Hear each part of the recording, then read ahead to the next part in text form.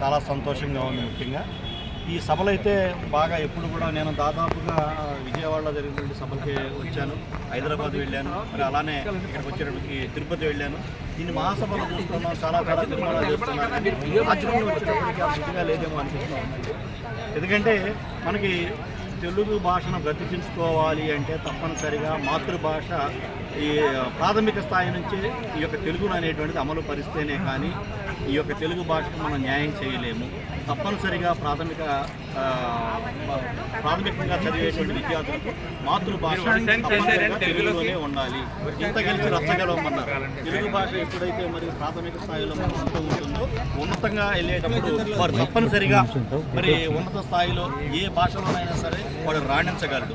కాబట్టి తప్పనిసరిగా మాతృభాష తెలుగులోనే ఉండాలి. తర్వాత ఇంకోటి ఏంటంటే చాలాసార్లు మనకు వచ్చేటప్పుడు చూస్తూ ఉన్నాం, మరి పక్క రాష్ట్రాల్లో కనుక చూస్తూ ఉంటే వారి యొక్క మాతృభాషని వారు చాలా చక్కగా మరి వాళ్ళు గౌరవించుకుంటూ ఉన్నారు. మన భాషలకు వచ్చేటప్పుడు తప్పనిసరిగా మరి మనం బజార్లో వెళుతూ ఉంటే ఎక్కడ కూడా తెలుగు పదాలు, తెలుగు యొక్క షాపు పేరు కానీ